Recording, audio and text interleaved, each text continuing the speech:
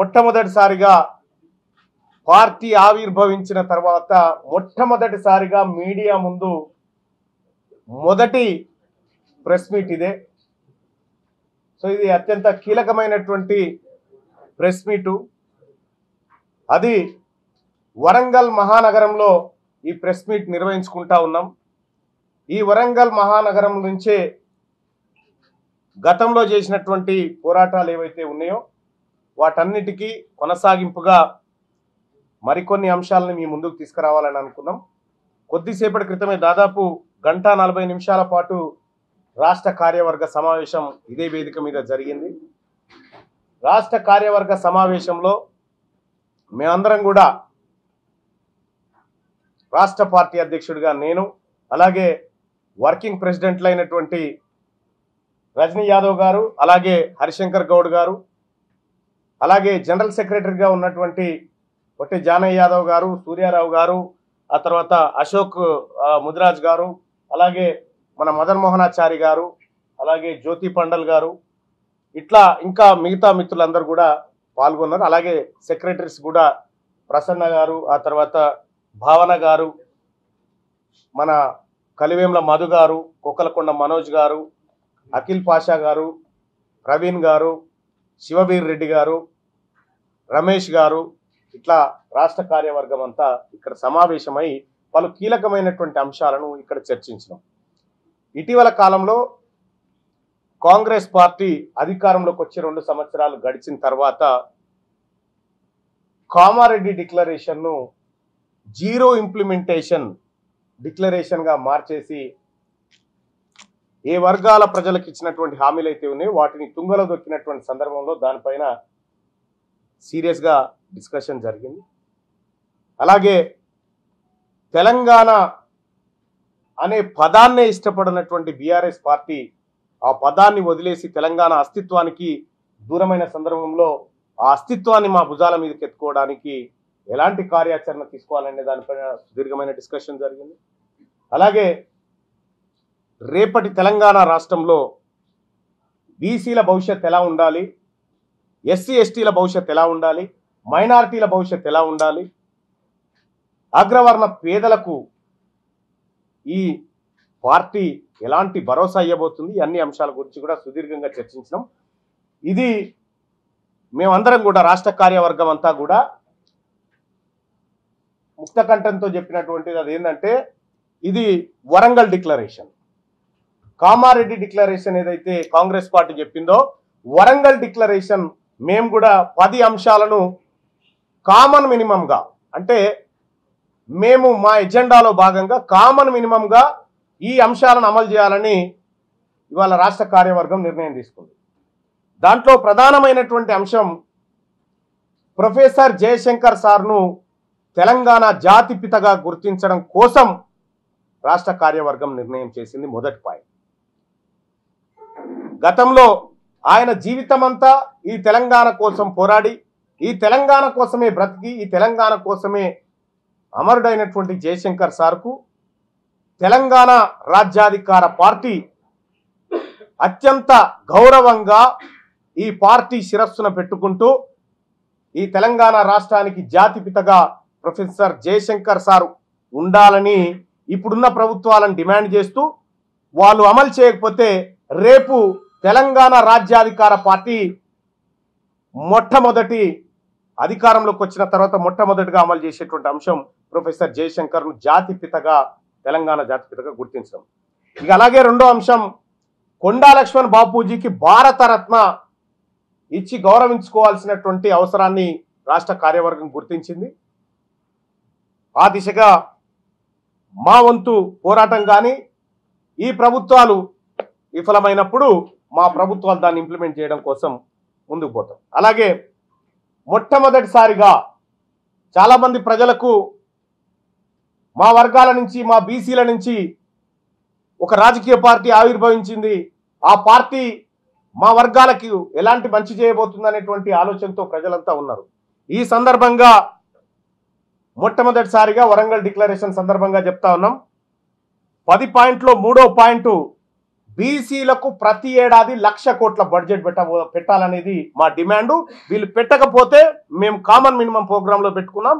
మేము రేపు పొద్దున అధికారంలోకి వచ్చిన తర్వాత ప్రతి ఏడాది బీసీలకు 1,00,000 కోట్ల రూపాయల బడ్జెట్ పెట్టేటువంటి అంశాన్ని మొదటి అసెంబ్లీ సమావేశం నుంచే చూపిస్తాం. అలాగే ప్రతి బీసీ కుటుంబానికి 2 లక్షల ఎకరాలు. ఇప్పుడు బీసీ బడ్జెట్ విషయానికి వస్తే కామారెడ్డి డిక్లరేషన్ లో కాంగ్రెస్ పార్టీ ప్రతి ఏడాది బీసీలకు 20,000 కోట్ల రూపాయల బడ్జెట్ ఇస్తామని చెప్పి మొదటి ఏడాది 9,200 కోట్లు ఇస్తే అందులో కేవలం 2,200 కోట్లు మాత్రమే ఖర్చు పెట్టి మిగతాదంతా దారి మళ్లించింది. ఆ తర్వాత రెండో బడ్జెట్లోనైనా కాంగ్రెస్ పార్టీ ఇంప్లిమెంట్ చేస్తుందేమో హామీనంటే కేవలం 11,000 కోట్ల రూపాయలు పెట్టి దాని ఖర్చు అంతంత మాత్రంగానే ఉంది. ఇలా బీసీలను హామీల పేరుతో మురిపించి అమలు పేరుతో ఏడిపించినటువంటి కామారెడ్డి డిక్లరేషన్ అలాగే కాంగ్రెస్ పార్టీ చేసినటువంటి మోసాన్ని పూడుస్తూ ఈ బీసీ వర్గాలకు తెలంగాణ రాష్ట్రంలో మెజారిటీ ప్రజలుగా ఉన్నటువంటి బీసీలకు ప్రతి ఏడాది 1,00,000 కోట్ల రూపాయలను బడ్జెట్లో కేటాయించే విధంగా మేమందరం తీర్మానం చేయడం జరిగింది. అలాగే తెలంగాణ రాష్ట్రంలో భూమి లేనటువంటి బీసీ కుటుంబాలు చాలా ఉన్నాయి. మా లెక్కల ప్రకారం 18 లక్షల పైచిలుకు కుటుంబాలకు భూమి లేదనేది మాకు తేలినటువంటి అంశం. కాబట్టి ఆ ప్రతి కుటుంబానికి 2 ఎకరాల చొప్పున భూ పంపిణీ చేయడానికి మేము మా పార్టీ తరఫున నిర్ణయించుకోవడం జరిగింది. అలాగే మా పార్టీ కేవలం బీసీల సంక్షేమమే కాదు, మా పార్టీ ఆవిర్భావం రోజే క్లియర్గా చెప్పడం జరిగింది, ఎవరెంతో వారికంతా, ఎవరు ఎంతో వారికంతా. మేము ఒకరిది లాక్కోవడానికి రావట్లేదు, మీది మీరు తీసుకుంటే మాది మేము తీసుకోవడానికే వచ్చినాం తప్ప మేము ఎవరికి శత్రువులు కాదనేటువంటి ముచ్చట చెప్పడం జరిగింది. అందులో భాగంగా తెలంగాణ రాజ్యాధికార పార్టీలో ఓసీలకు కూడా సముచిత స్థానం కల్పించినాం. మా శివవీర్ రెడ్డి గారు అలాగే ఎస్సీ ఎస్టీలకు కూడా సముచిత న్యాయం కల్పించినాం, స్థానాలు కల్పించినాం. ఇక అలాగే ఇప్పుడు మొట్టమొదటిసారిగా Congress party, BJP party, BRS పార్టీలు తమ మేనిఫెస్టోలో ఎక్కడ కూడా అగ్రవర్ణ పేదల గురించి ఆలోచించిన పాపాన పోలేదు. మొట్టమొదటిసారిగా కామారెడ్డి డిక్లరేషన్ లో తెలంగాణ రాజ్యాధికార పార్టీ ఈ వరంగల్ డిక్లరేషన్ సందర్భంగా చెప్తున్నటువంటి 6వ పాయింట్, ఇల్లు లేని అగ్రవర్ణ పేదలకు ఇల్లు కట్టించి తాళం చేయి వాళ్ళ చేతిలో పెట్టడానికి మేమంతా నిర్ణయం తీసుకోవడం జరిగింది. అగ్రవర్ణ పేదల్ని ఆ విధంగా ఆదుకుంటాం. అలాగే 7వ పాయింట్గా సచార్ కమిటీ ఏదైతే నివేదిక ఇచ్చిందో ఈ భారతదేశంలో ఉన్నటువంటి ముస్లింలు ఈ దేశంలో ఉన్నటువంటి ఎస్సీల కంటే కూడా వెనకబడిపోయారనేటువంటి సైంటిఫిక్ డేటా సచార్ కమిటీ ఇచ్చిందో ఆ సచార్ కమిటీ నివేదిక ఆధారంగా తెలంగాణ రాష్ట్రంలో ఉన్నటువంటి ముస్లిం మైనారిటీలు లేదంటే ఇతర మైనారిటీ సోదరులు ఎవరైతే ఉన్నారో వాళ్ళని అప్లిఫ్ట్ చేయడానికి, అభివృద్ధి చేయడానికి ఆ సచార్ కమిటీ నివేదిక ఆధారంగా వాళ్ళకు ప్రత్యేక పథకాలు రూపొందించి వాళ్ళ జీవన ప్రమాణాలు పెంచాలని చెప్పి మేమంతా నిర్ణయం చేయడం జరిగింది. అలాగే 8వ పాయింట్గా విద్యా వైద్య రంగాల్లో జనాభా దామాషా ప్రకారం రిజర్వేషన్లు. బీసీలు 42 ఉన్నారనేటువంటి మాట కాంగ్రెస్ పార్టీ ఏదైతే 42 అన్నారో 42 కాదు, మేము ఎంతుంటే మాకంతా, ఓసీలు ఎంతుంటే వాళ్ళకంతా, ఎస్సీలు ఎంతుంటే వాళ్ళకంతా, ఎస్టీలు ఎంతుంటే వాళ్ళకంతా. జనాభా దామాషా ప్రకారం అందరికీ ఫలాలు అందాలి. విద్యా ఉద్యోగాలలో వాళ్ళకు రావాల్సినటువంటి జనాభా ఆధారంగా రిజర్వేషన్ పంపిణీ మా ప్రభుత్వ 8వ అంశం. ఇక 9వ అంశానికి వస్తే ప్రైవేట్ రంగంలో కూడా రిజర్వేషన్లు అమలు చేయడంతో పాటు స్థానికతకు గుర్తింపునిచ్చే విధంగా పాలసీలను తయారు చేసే విధంగా రేపటి మా తెలంగాణ రాజ్యాధికార పార్టీ పూర్తి స్థాయిలో చిత్తశుద్ధితో పనిచేయబోతా ఉంది. అలాగే మరి ముఖ్యంగా ఇవాళ తెలంగాణ ప్రాంతంలో ఎక్కడ చూసినా ఏ కుటుంబం చూసినా ఆర్థికంగా ఛిద్రమవుతుంది రెండే రెండు రంగాల వల్ల. ఒకటి విద్య, రెండోది వైద్య రంగం వల్ల ఛిద్రమవుతా ఉన్నాయి. కాబట్టి తెలంగాణ రాష్ట్రంలో ఉన్నటువంటి ప్రతి ఒక్కరికి కార్పొరేట్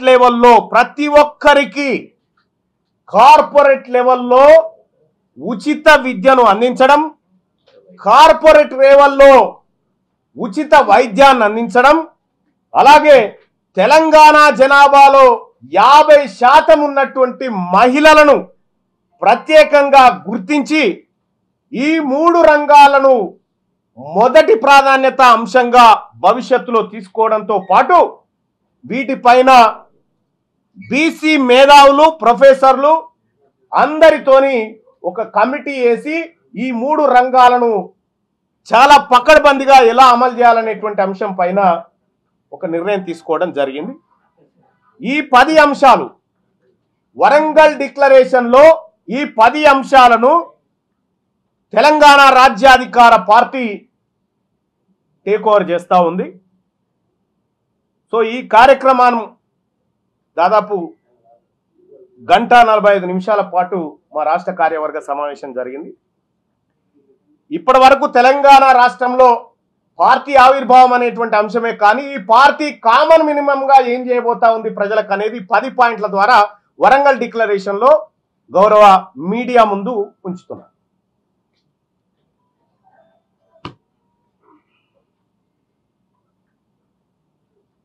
అంతేనమ్మా?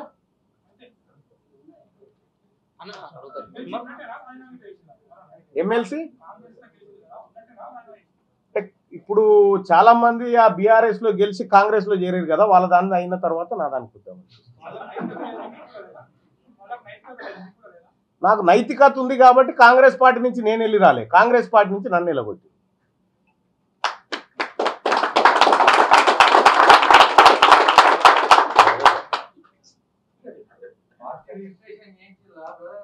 పార్టీ రిజిస్ట్రేషన్ ప్రక్రియ దాదాపుగా పూర్తయింది.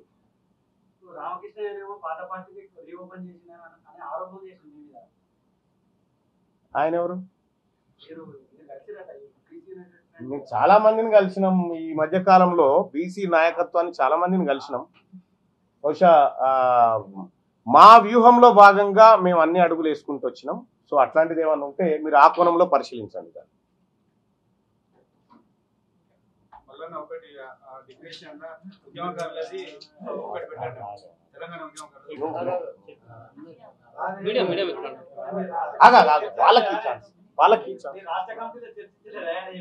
ఏది జయశంకర్ సార్ జాతి పిత అని చెప్పడం అంటే ఈ ఉద్యమానికి అత్యంత కీలకమైన గౌరవం ఇవ్వడం అన్నట్టు. మొదటి పాయింటే అది. ఇంకొక విషయం ఈ 10వ పాయింట్లో ఇంకొక పాయింట్ నేను మర్చిపోయిన. వాస్తవానికి వరంగల్ పట్టణాన్ని తెలంగాణ రాష్ట్రానికి 2వ రాజధానిగా చేయాలనేది మా పార్టీ తీసుకున్నటువంటి నిర్ణయం. అదే అయితే ఇందులో ప్రైవేటు రంగంలో రిజర్వేషన్లతో పాటు విద్యా, వైద్యం, జనాభా దామాష ప్రకారం అనేది ఒకటే పాయింట్. అది 2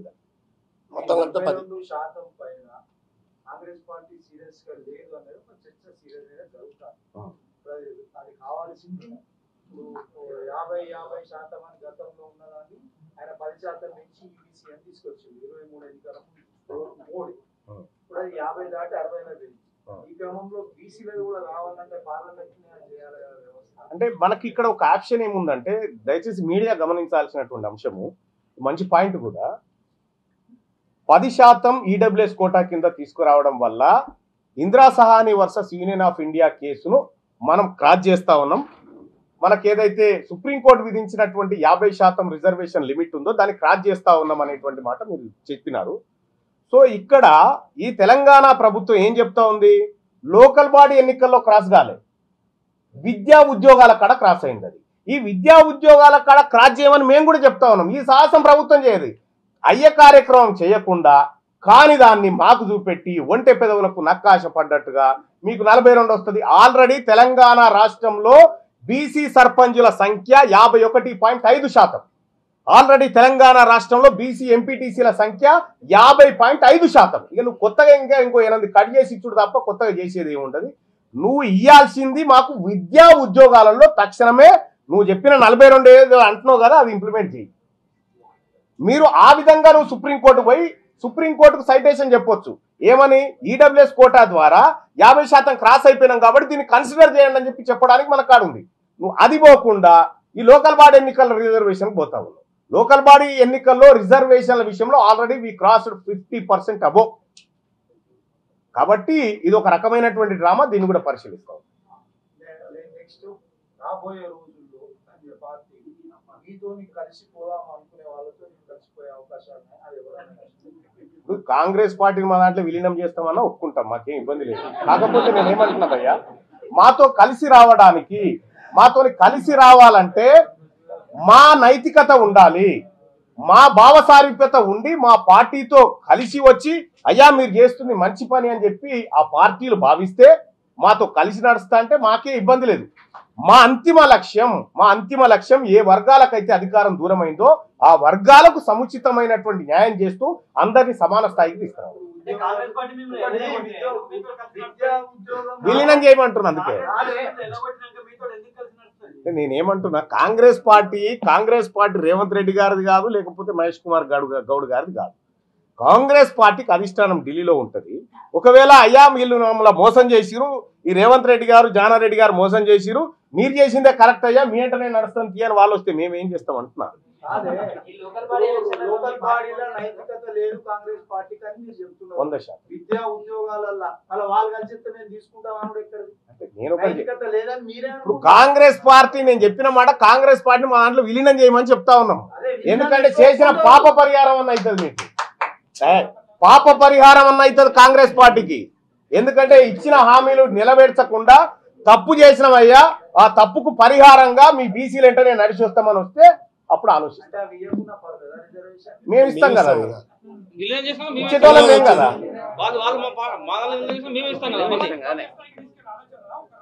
లేదు, తెలంగాణ రాష్ట్రం మీదనే మా ప్రధానమైనటువంటి ఫోకస్. అంటే ఒక విషయం ఏం చెప్తా ఉన్నాము, అది సాధ్యపడేటువంటి అంశం కూడా కాదు చెప్తా ఉన్నాం. కాకపోతే ఏంటంటే మేము అంతదాకా కూడా ఆలోచిస్తా ఉన్నాము. ఎందుకంటే కాంగ్రెస్ పార్టీ కామారెడ్డి డిక్లరేషన్ లో ఇచ్చిన 26 పాయింట్లలో ఏ ఒక్క పాయింట్ అమలు చేసినట్టు నిరూపించినా నేను అమరవీరుల స్తూపం కాడ క్షమాపణ చెప్తా. ఏ ఒక్క పాయింట్ అన్నా అమలు చేసినట్టుగా ముఖ్యమంత్రి రేవంత్ రెడ్డి గారు నిరూపించగలిగితే అవునా బీసీలకు మంచి చేస్తున్నావా అని చెప్పి పాలాభిషేకం చేస్తాం. బీసీలకు ద్రోహి ఎవరైనా ఉన్నారంటే ఈ తెలంగాణ రాష్ట్రంలో అది రేవంత్ రెడ్డి, కాంగ్రెస్ పార్టీ ఉంది. ఇవాళ బీసీల రిజర్వేషన్లను మోసం చేసి 33 నుంచి 23కు తెచ్చినటువంటి బీఆర్ఎస్ పార్టీ. కాబట్టి ఈ 3 పార్టీలు మాకు శత్రు పార్టీలే. ఇవి మా పార్టీలు కాదు, మా ప్రజల పార్టీలు కాదు. కాబట్టి మేము శత్రువు మా దగ్గరకు వచ్చి ఇవాళ మా డిక్లరేషన్లో అగ్రవర్ణ పేదలకు కూడా ఇల్లు కట్టిస్తామనేటువంటి డిక్లరేషన్ చేయడం అంటే మా చిత్తశుద్ధిని అర్థం చేసుకోండి. మేము ప్రజలందరినీ సమాన దృష్టితో చూడాలంటే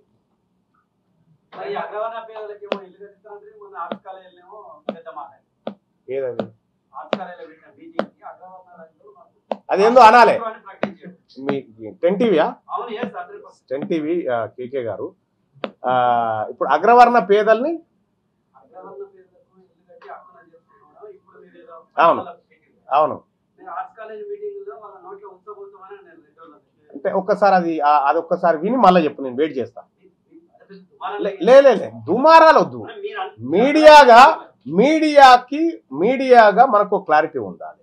అక్కడికి వచ్చినటువంటి మీడియా ప్రతినిధులందరూ చెప్పిన ఇగో ఇక్కడ ఎవడో ఈ కామెంట్ పెట్టిండు, ఇతన్ని అన్నాము అనేటువంటి మాట చాలాసార్లు చెప్పిన. ఇప్పుడు కూడా చెప్తా ఉన్న ఒక మాట, తెలంగాణ రాష్ట్రంలో ఈ బీసీలను అణిచివేయాలని చూసినా, బీసీ అధికారులను ఇబ్బంది పెట్టాలని చూసినా, ఇంకా పెత్తందారి వ్యవస్థలాగా మా మీద పెత్తనం చేయాలని చూసినా ఈ తెలంగాణ రాజ్యాధికార పార్టీ చూస్తూ ఊరుకోదు. బరాబర్ వార్నింగ్. ఇంకా అంటే ఇది కేవలం 10 పాయింట్స్ ని మేము మినిమం కామన్ మినిమం గా తీసుకున్నట్టు. 11 కాదు 111 ఉంటాయి.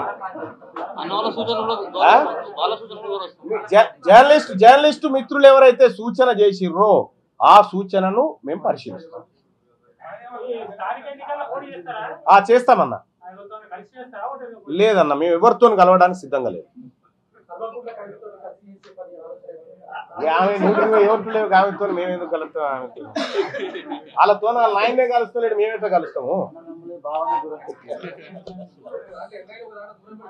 లే ఆమె దుకాణం అయిపోయింది. ఆమెకు తెలంగాణలో ఉన్న మాకు బీసీలకి ఏం సంబంధం లేదు కదా, అయిపోయింది కదా, క్లోజ్. థ్యాంక్ యూ భయ్య, అందరికీ నమస్కారం, ధన్యవాదాలు. మీ మీడియా సపోర్ట్ ను కూడా మా తెలంగాణ రాజ్యాధికార పార్టీ ఆశిస్తా ఉంది. మీడియా సంక్షేమం, మీడియాలో పనిచేసేటువంటి జర్నలిస్టుల సంక్షేమాన్ని కూడా మేము కాంక్షిస్తా ఉన్నాం.